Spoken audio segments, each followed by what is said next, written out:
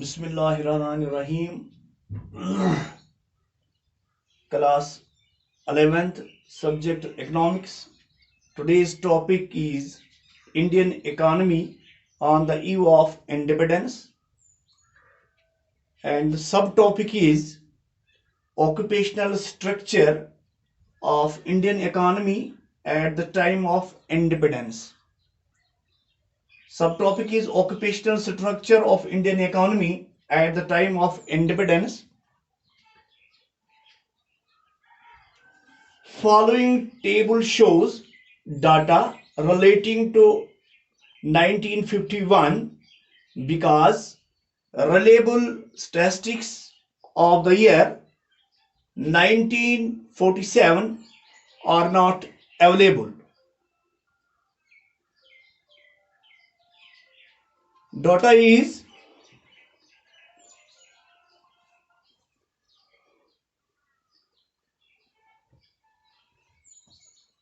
occupation. Let us study the table first.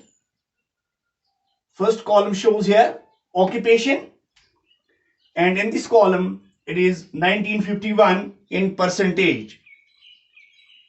Let us come to the first point. It is primary sector. Primary sector is 72.7%, means occupational structure of Indian economy in primary sector was 72.7%. In total, agriculture contributes, agriculture occupational structure is 50%, agriculture labor 19.7%, forestry, fisheries, animal husbandry and plantation, its occupational structure was 2.4 point.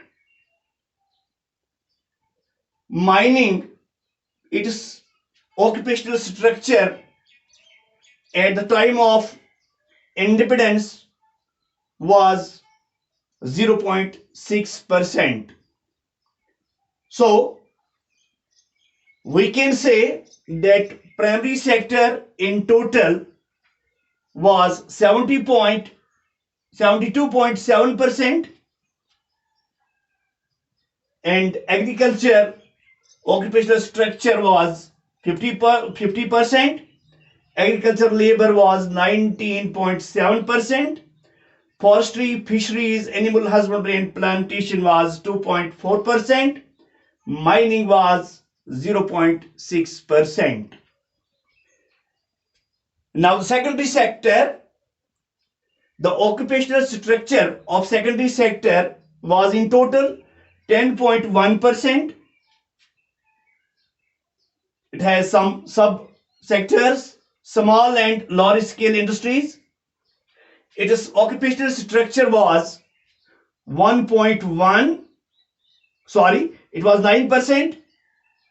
Building construction, its occupational structure was 1.1%. In total, secondary sector was, its occupational structure was 10.1%. Small and large scale industry is 9%.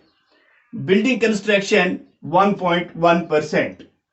Now let's come to the third point, that is tertiary sector, or we can call it third sector. Its occupational structure was in total 17.2%, trade and commerce 5.2%, transport, storage and communication 1.4%, other services 10.6%. I will repeat third sector once again. It is tertiary sector or third sector. In total, its occupational structure was 17.2%, trade and commerce 5.2%, transport, storage and communication 1.4%, other services 10.6%. Its source, its source is Census of India 2001. Where from we got this information, this data, its source is Census of India 2001. Now let's come. This table shows us principal conclusions, three conclusions. Following are the three principal conclusions that can be drawn from the table. From this table, we can draw the following three principal conclusions. Number one is agriculture. Agriculture, the main occupation. Agriculture, the main occupation. As you know, from the table, it is clear that 72.7% of Indian population was engaged in agriculture sector at the time of independence. Or we can say the occupational structure of the Indian population, it is 72.7% population was engaged in agriculture sector, or we can say primary sector. Whereas the advanced countries like USA, only 2% of population of USA was engaged in agriculture sector, and only 2% population was engaged in agriculture sector in Japan.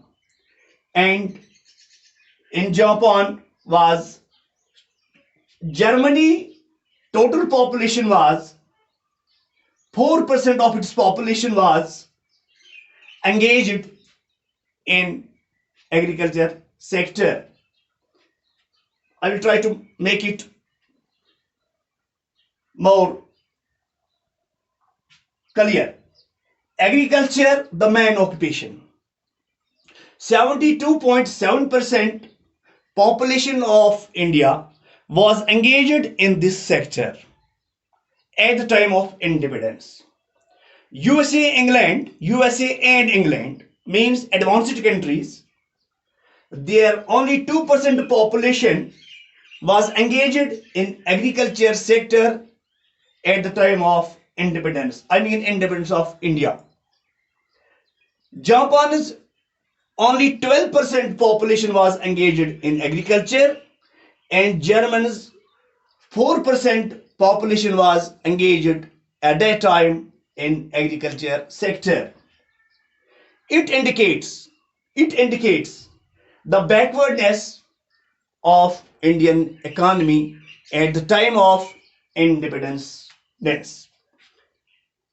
Second thing is here, less growth of industries.